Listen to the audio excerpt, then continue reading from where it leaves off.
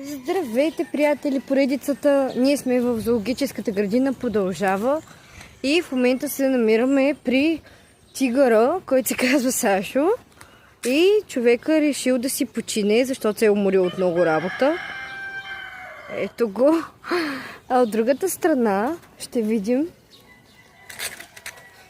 някакви патета, разни гъски от този род.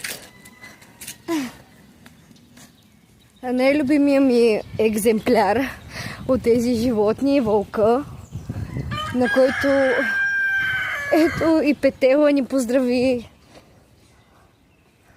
Ето тук Лешоят, Мишелов. А къде е моя приятел, не знам. Някъде се е скрил на сянка да си почива. Вълчо! Къде е моето момче? Няма го вълка. Днеска си почива. Дал си отпуск. Ето ги и козичките. Те пасат.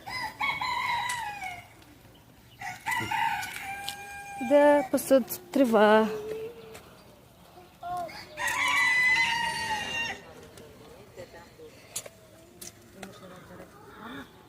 Има и много кокошки и петли.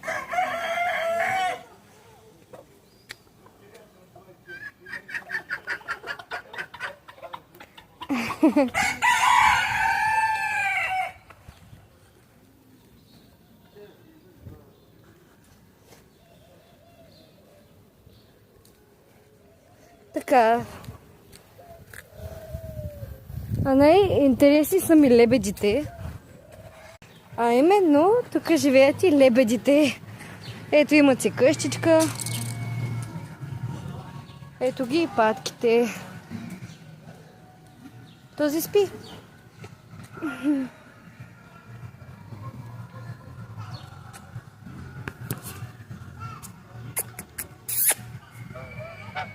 Да? Виж къв си хубав. Ето го лебеда. Нещо се пощи. Негова си работа.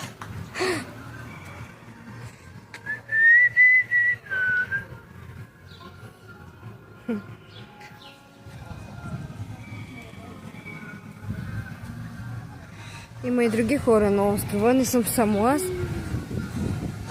Определено обичам да се разхождам тук. Сред животните, сред природата. Много обичам. Хубав